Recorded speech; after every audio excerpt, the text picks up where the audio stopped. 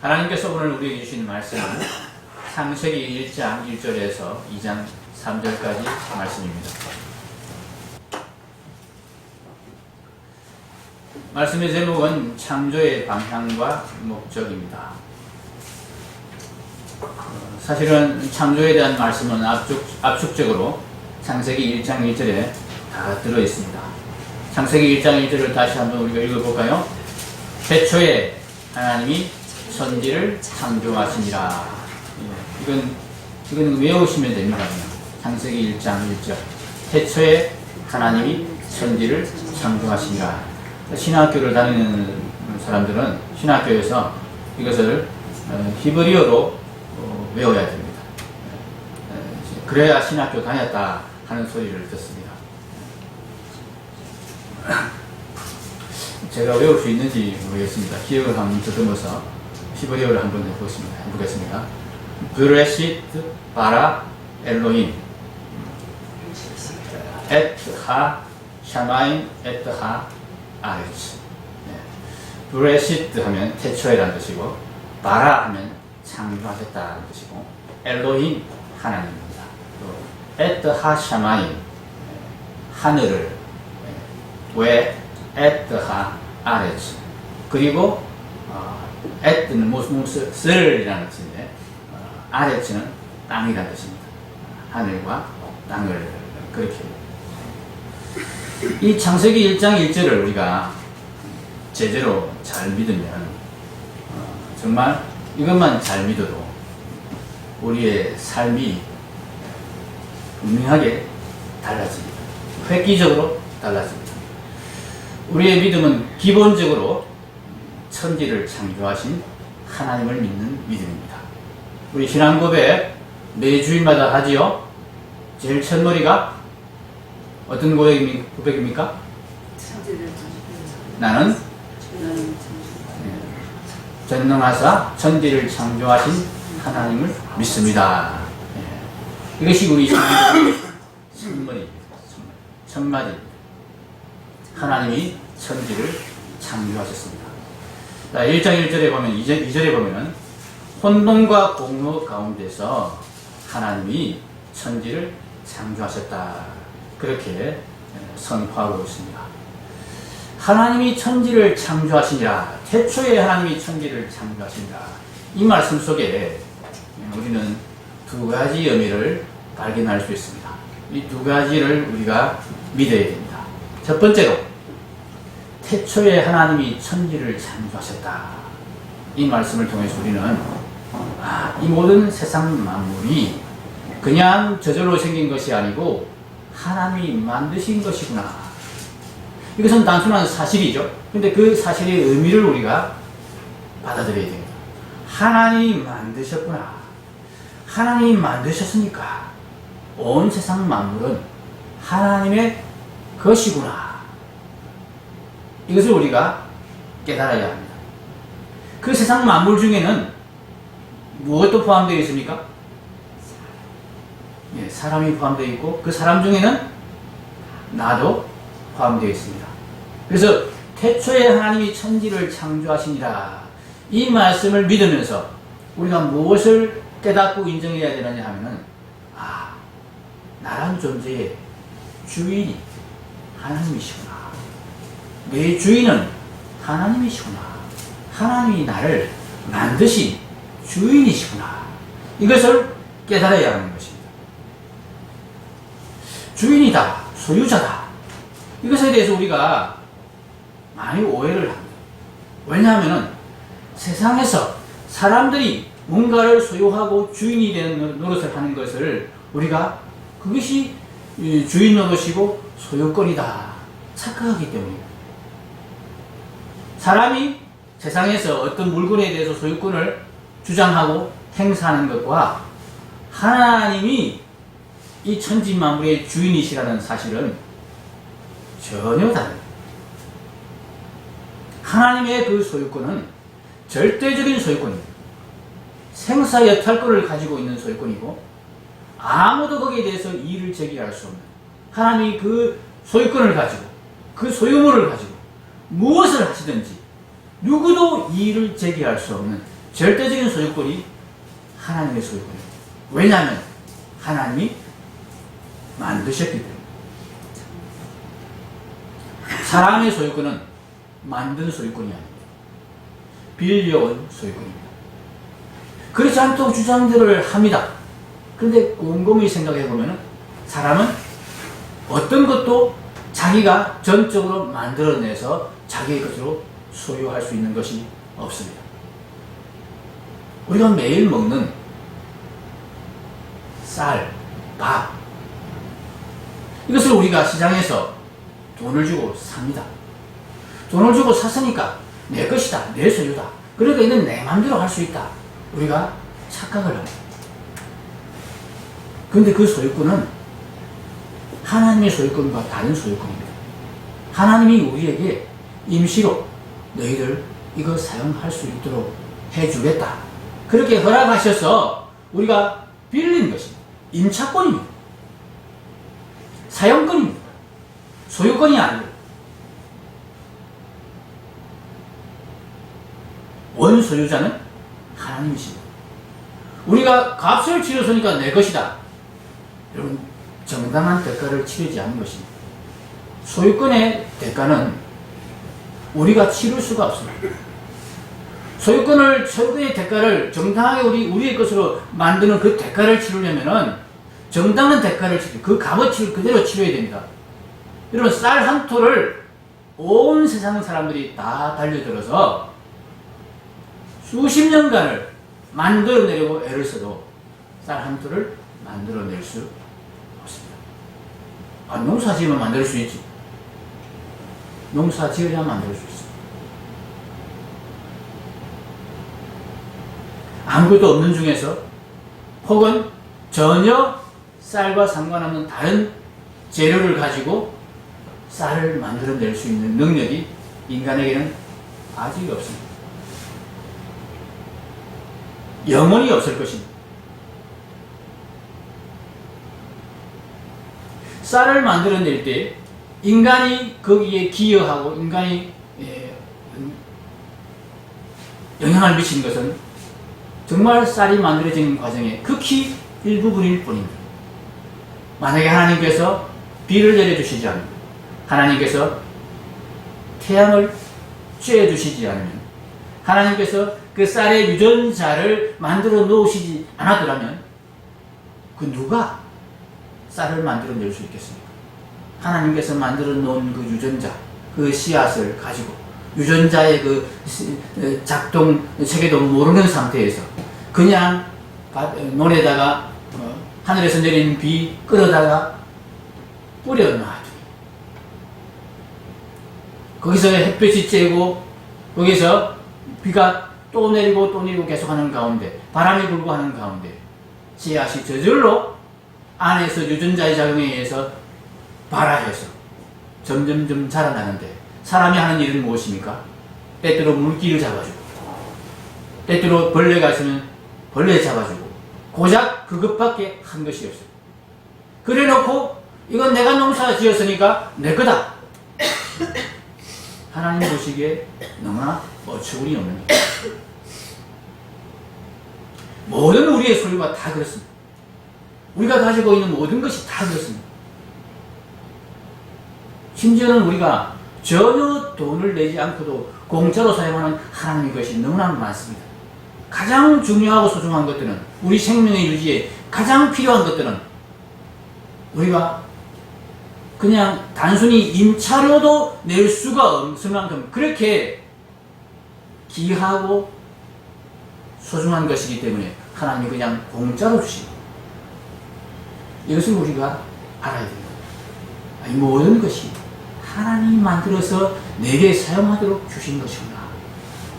내가 가지고 있는 모든 것들은 사실상 하나님이 내게 사용하도록 허락하셔서, 그렇게 은혜로 주셔서 그렇게 내가 가지고 사용하는 것이구나. 내가 돈을 벌어서 샀다고 해서 이것이 내 소유가 아니구나. 하나님이 주신 것이구나. 하나님이 나에게 내가 사용할 수 있도록, 네가 살아있는 동안 이 땅에서 이거 마음대로 사용해, 내가 허락하마, 이렇게 해서 내게 주어진 것이지, 하나님의 소유권을 내가 이전받은 것이 아니구나. 이것을 우리가 알아야 돼요. 그래서 우리가 뭔가를 사용할 때 돈을 주고 샀든지 내가 뭐 다른 경로로 내가 얻었든지 그것에 대해서 하나님의 소유권을 항상 인정하는 그런 자세를 우리가 가져야 됩니다. 내가 돈 주고 샀으니까 내 마음대로 할 수 있다. 이건 불신자들이나 하는 생각입니다. 내가 돈 주고 샀으니까 내가 내 마음대로 버릴 수도 있고 내 마음대로 내가 처분할 수도 있고 없애버릴 수도 있고 그렇게 생각하지 마시기 바랍니다. 여러분, 우리가 쌀 한 톨도 우리의 능력으로는, 인간의 능력으로는 절대로 만들어낼 수 없는 귀한 것이다 하는 것을 우리가 기억하십시오. 그래서 우리가 밥 하나를 버리는 것도 하나님 앞에서 우리가 주의해야 됩니다. 이거 하찮은 것이고 몇 푼 안 되는 것이고 얼마든지 내가 살 수 있는 것이다. 그건 믿지 않는 하나님의 소유권을 모든 자들이 하는 것입니다. 하는 생각입니다. 하나님이 우리에게 소유권을 이전해서 사용할 수 있도록 해주시지 않았으면 우리는 절대로 그렇게 누릴 수 없는 존재라는 것을 알고 정말 사소한 것이라도 정말 작은 것이라도 이것이 하나님이 주신 것이라는 너무나 귀한 것이라는 것을 우리가 알면서 귀하게 여길 줄 아는 그런 사람이 되어야 되겠습니다. 물론 큰 것도 많은 것도 정말 귀하게 여기지는 것도 우리에게 정말 있습니다만 오늘 사소한 것을 우리가 하나님의 소유권을 그 속에서 찾을 때에 우리가 하나님을 제대로 인정하고 사는 삶을 살 수 있다 하는 것입니다. 진짜 주인이 계시다. 그래서 작은 거든 큰 거든 내 판단대로 그것을 작은 것이라고 해서 함부로 대하고 큰 것이라고 해서 귀하게 여기고 그렇게 하지 말아야 된다. 하나님 앞에서 우리에게 주어진 모든 것은 다 귀한 것입니다. 작은 것, 큰 것이 있을 수가 없습니다. 모두가 너무나 다 큰 것이고 귀한 것입니다. 하나님이 우리에게 주신 은혜로 주신 것이기 때문에 그렇습니다. 하나님이 절대적인 소유권을 우리에게 사용권으로 양보해 주신 것이기 때문에 그렇습니다. 태초에 하나님이 천지를 창조하셨다. 이 모든 것이 하나님의 소유다 하는 것 우리가 잊지 말아야 하겠습니다. 두 번째로 태초에 하나님이 천지를 창조하시니라. 이 말씀 가운데서 우리가 두 번째로 기억해야 할 것, 두 번째로 믿으며 우리가 잊지 말아야 할 것은 태초에라는 말씀입니다. 태초에. 자, 2절을 한번 보겠습니다. 땅이 혼돈하고 공허하며 흑암이 깊음 위에 있고 하나님의 영은 수면 위에 운행하시니라. 태초의 상태가 어떠했습니까? 흑암이 땅이 혼돈하고 공허하며 흑암이 깊음 위에 있고 그랬습니다. 무질서했다는 것입니다. 혼돈했다는 것입니다. 아무것도 없는 듯 했다는 것입니다. 그런데 태초에 하나님이 시작을 하셨습니다. 하나님이 이 세상을 시작하셨습니다. 시작하신 하나님, 그 하나님이 또 무엇이라고 하십니까? 끝을 내겠다고도 하십니다. 내가 시작했으니 내가 이것을 이렇게 끝낼 것이다 하는 것도 말씀하셨습니다. 세상을 시작하신 하나님은 또한 이 세상을 끝내시고 새로운 세상을 만드시겠다고 말씀하셨습니다. 요한계시록 21장 5절입니다. 보좌에 앉으신 이가 이르시되 보라 내가 만물을 새롭게 하노라 하시고 또 이르시되 이 말은 신실하고 참되니 기록하라. 이 말 확실하니까 기억해라. 기억해라. 머릿속에 기억하면 오래 가지 못하니까 책에 기록해서 오래오래 그것을 기억해라. 태초에 하나님에 의해서 세상이 시작되었다. 그리고 그 세상이 완성될 것이다. 그리고 세상이 끝날 때에 새로운 세상을 하나님이 또다시 시작하실 것이다. 이것이 태초에 하나님이 천지를 창조하신 일화에 담긴 의미입니다. 여러분, 시작이 있으면 끝이 있습니다. 시작하면서 지혜로운 자는 뭔가 일을 시작하면서 끝도 바라볼 줄 아는 사람입니다. 시작만 해놓고 아무렇게나 그냥 끝이 어떻게 되는지 상관없이 아무렇게나 하면 되겠지, 그렇게 무작정 밀고 가는 것은 어리석은 자들이 하는 짓입니다. 하나님은 세상을 시작하셨습니다. 여러분, 세상에 시작이 있다 하는 것을 기억하시기 바랍니다.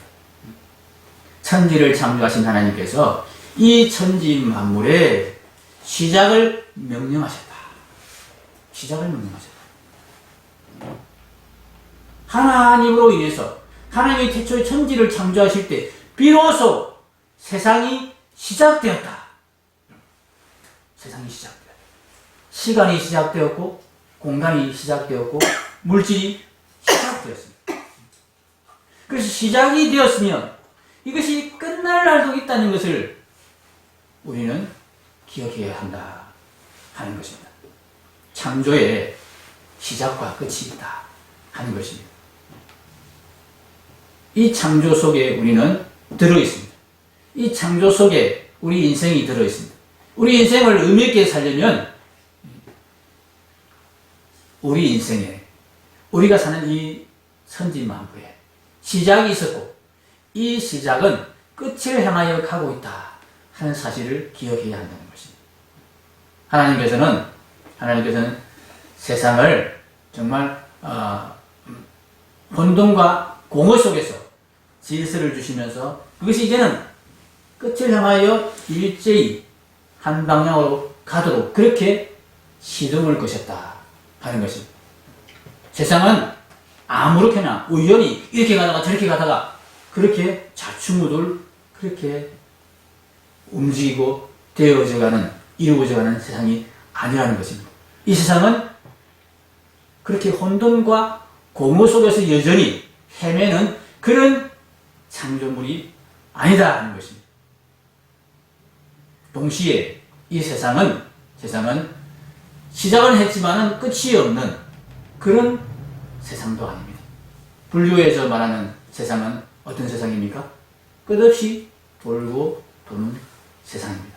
그런데 하나님께서는 창세기 1장 1절을 통해서 세상은 내가 시작했고 이 세상은 끝이 있다 이렇게 분명히 말씀하십니다.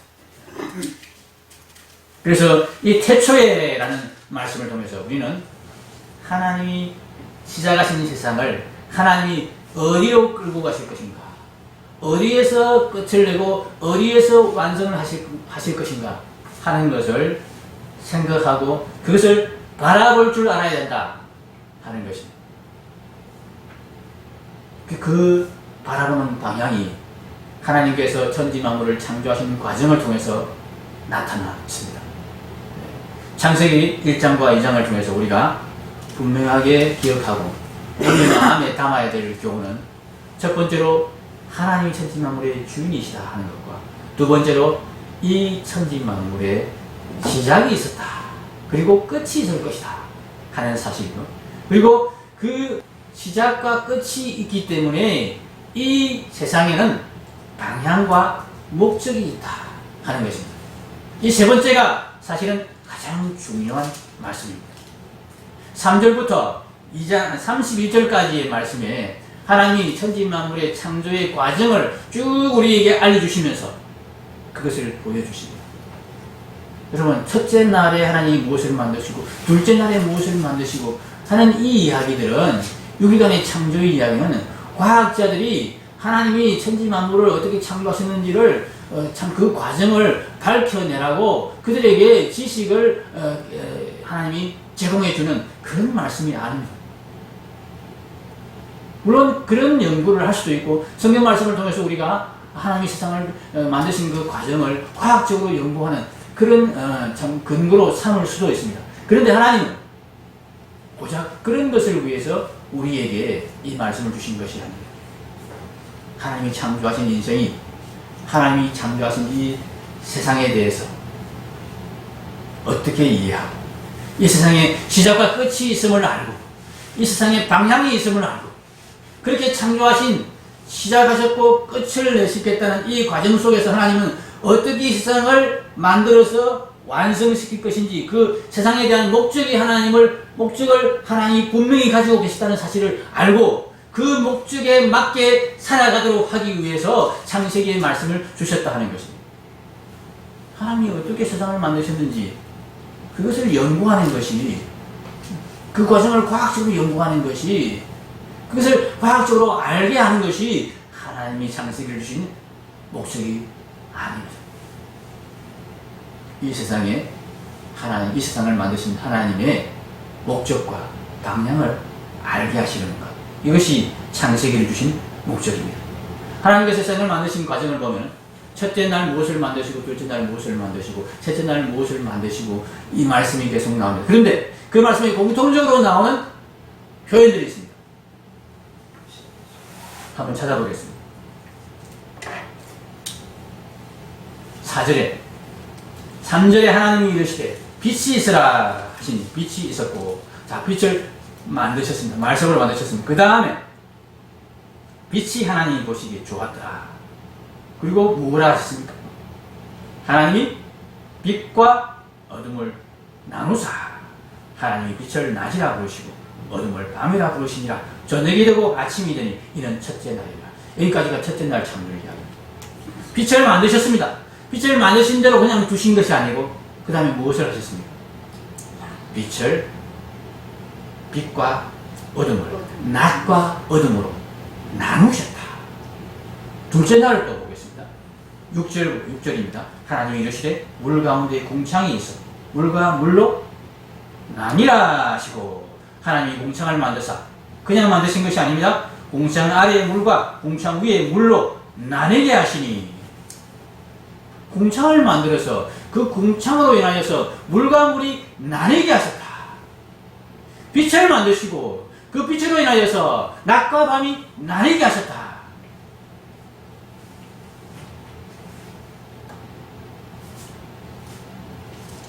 그렇게 나누게 하신 하나님은 또 물을 통해서 궁창을 만드시고 물과 물을 분리한 다음에 그 물을 통해서 9절에 천하의 물이 한 곳으로 모여 묻이 드러나라 하시니 그대로 되니라. 이 물을 한 곳으로 모으셔서 물과 또 땅을 나누시는 일을, 구별하시는 일을 하셨습니다. 셋째 날 창조는 식물을 만드는 창조였는데, 이 식물을 만드실 때 하나님께서는 어떻게 만드셨습니까? 각기 그 종류대로 만드셨습니다. 11절에 하나님이 이르시되 땅은 풀과 씨 맺는 채소와 각기 종류대로 씨 가진 열매 맺는 나무를 내라 하시니 그대로 되어 땅이 풀과 각기 종류대로 씨 맺는 채소와 각기 종류대로 씨 가진 열매 맺는 나무를 내니 하나님이 보시기에 좋았다. 한 가지 식물을 만들어서 거기에서 그냥 쭉 번져나가게 하신 것이 아니고 각기 영역을 정해서 너는 이 영역, 너는 이 영역, 이렇게 나누어서 하나님이 식물을 만드셨다. 이어서 나오는 넷째 날, 다섯째 날, 여섯째 날의 모든 창조에 이 나눔의 원리가 적용돼요. 하나님 만드시고는 그 만드신 것들을 다 나누십니다. 하나님은 세상을 만드시면서 뭉뚱그려 한 덩어리로 만드시지 않았습니다. 그렇다고 해서 피조물들을 각각 따로 떼어놓고는 서로 상관없는 그런 개체로 만드시지도 않았습니다. 이 나누어진 나눔들은 이 첫째 날부터 셋째 날에 이 나누어진 것들은 넷째 날, 다섯째, 여섯째 날에 창조된 피조물에 의해서 통합이 되는 다스려지는 그런 존재가 되었습니다. 그것이 넷째 날 창조의 이야기에 나옵니다. 자, 16절 한번 보겠습니다. 하나님이 두 큰 광명체를 만드사 큰 광명체로 낮을 주관하게 하시고 작은 광명체로 밤을 주관하게 하시며 18절에 낮과 밤을 주관하게 하시고 빛과 어둠을 나누게 하시니 하나님이 보시기에 좋았더라. 넷째 날에 해, 달, 별을 만드시면서 첫째 날 만드신 빛과 어둠을 나누셨는데 그 빛과 어둠의 나눔을 이 넷째 날 만든 해, 달, 별이 다스리게 하셨다.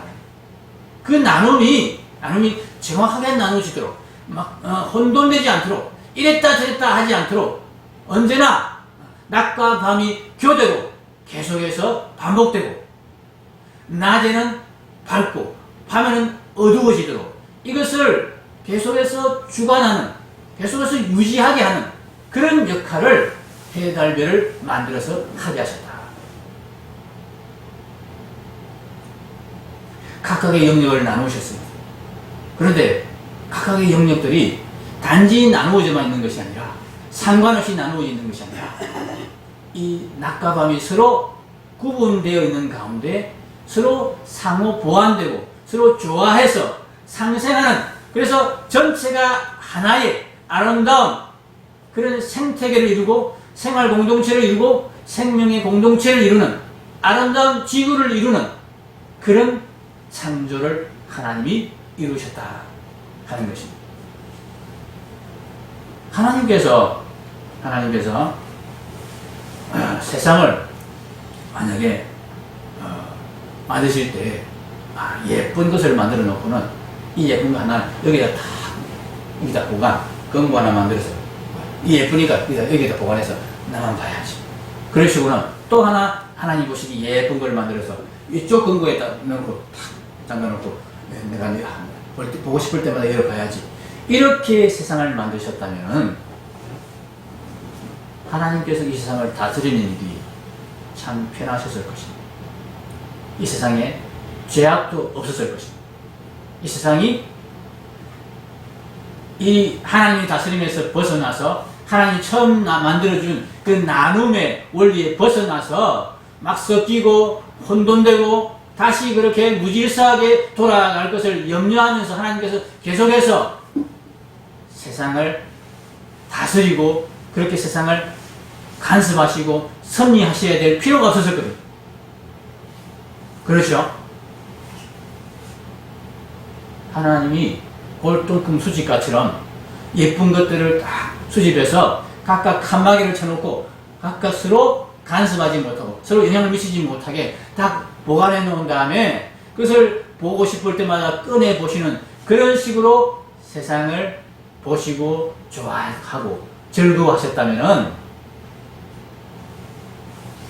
하나님께서 참 아무런 걱정 없이 세상을 즐기실 수 있었을 것입니다.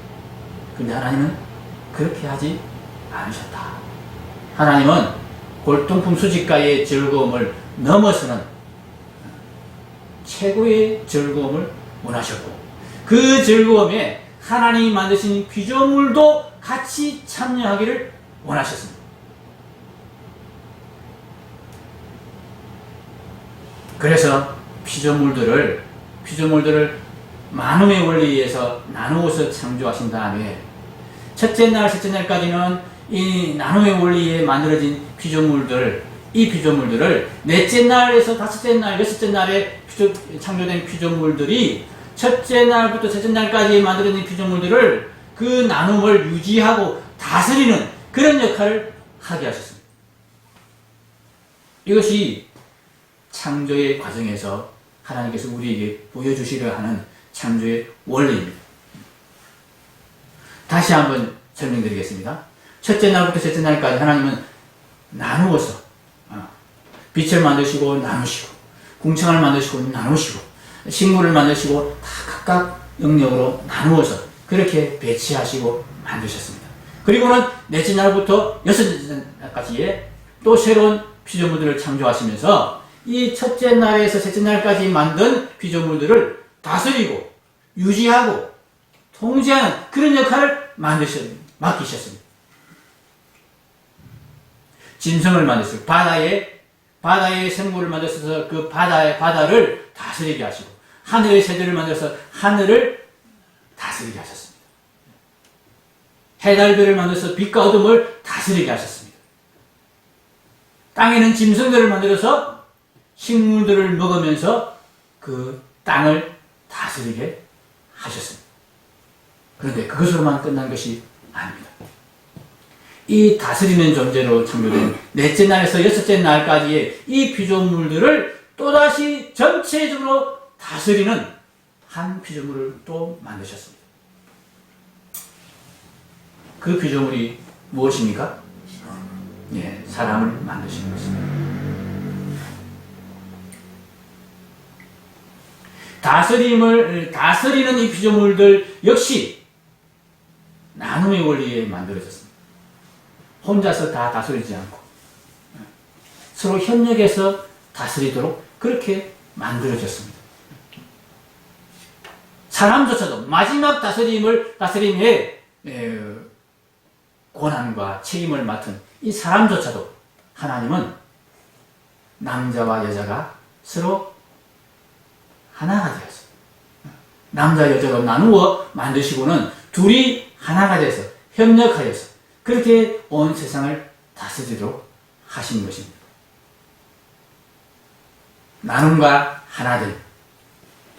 나눈 것이 별개에 떨어져서 나누어진 게 아니고 각각 나누어진 것들이 서로 보완하고 서로 돕고 서로 합력하여서 하나가 되어가는 이 세상이 하나님이 만드신 세상의 모습이다 하는 것입니다.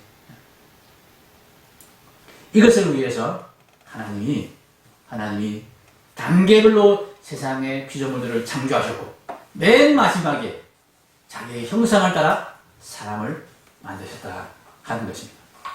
여러분, 둘이 하나가 되는 것. 둘이 둘로 계속 사는 것이 아니고 둘이 서로 모여가지고 하나를 이루어가고 뭔가 아름다운 연합을 이루어가는 것. 여러분, 이것이 무엇입니까? 이것을 성경에서는 무엇이라고 표현하고 있습니까? 각각 나누어진 것들이 모여서 온전한 하나를 이루는 것. 이것이 무엇이라고 성경에서 이야기합니까? 예, 이것을 사랑이라고 이야기합니다. 이 사랑은 삼위일체 하나님의 형상입니다. 하나님의 속성입니다. 하나님의 영광입니다. 하나님은 자신이 만드신 피조물에 하나님의 영광을 불어넣으신 것입니다. 영광을 투영시킨 것입니다. 이 삼위일체 하나님께서 피조물들을 통해서 하나님의 영광을 나타내고 보기를, 그 삼위일체 하나님의 영광을 피조물들도 같이 누리고 같이 보면서 즐거워하기를 하나님은 원하셨던 것입니다.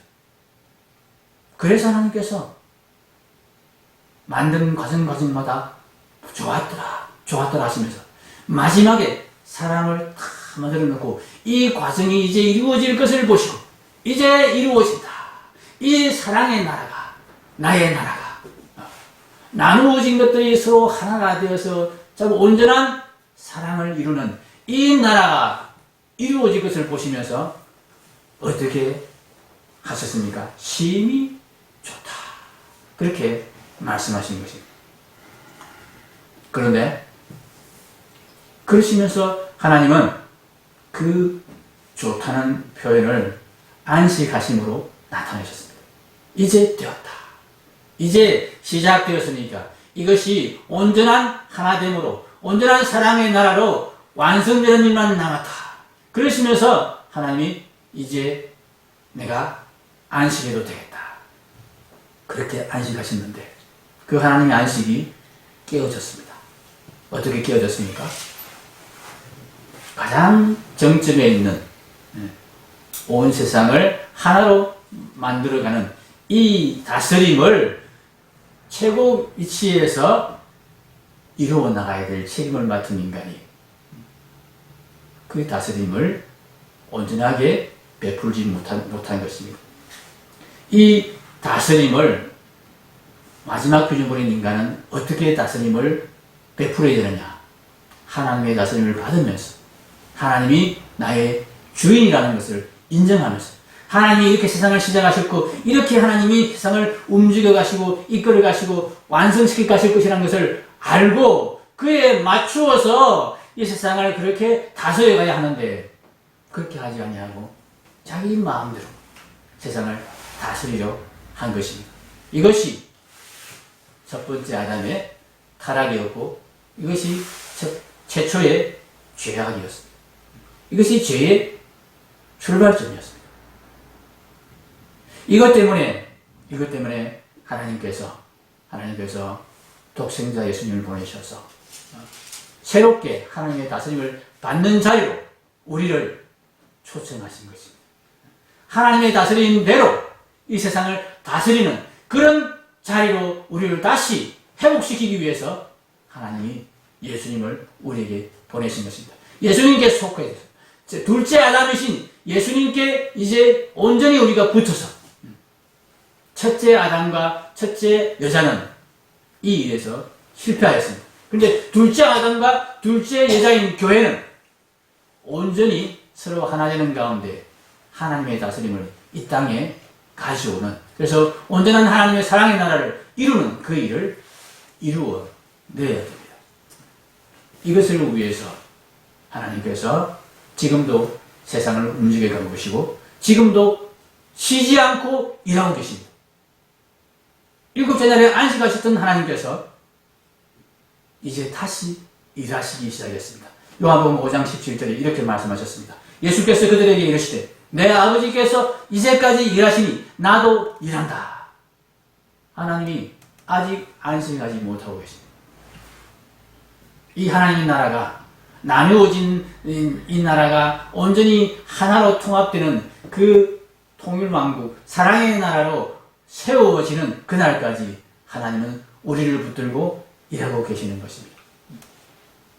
창세기를 통해서 우리는 이 하나님의 창조의 목적을 분명히, 방향을 분명히 알아야 합니다. 그리고 그에 맞추어서 우리가 이 교회를 통해서 하나님께서 이 세상을 어떻게 완성해 가실 것인지, 반드시 완성될 날이 있고 끝이 있고 그리고 새 하늘과 새 땅이 있다는 사실을, 완성된 그 나라. 자, 왜 새 하늘과 새 땅을 주십니까? 이 하나님 나라를 완성하는 이 일에 여전히 끝까지 반대하고 끝까지 참여하지 않는 자들이 있기 때문입니다. 그런 자들은 하나님께서 마지막에 다 지하여 버리시고 영원한 멸망으로 하나님이 밀어 넣어 버리시고, 하나님이 이 온전한 통일의 나라, 사랑의 나라에 정말 충실한 자, 그것을 바라보며 그것을 위해서 살아가는 자들을 하나님이 온전히 모으셔서 새 나라를 만드시겠다. 완성된 하나님의 나라, 사랑의 나라를 만드시겠다. 그렇게 약속하신 것입니다.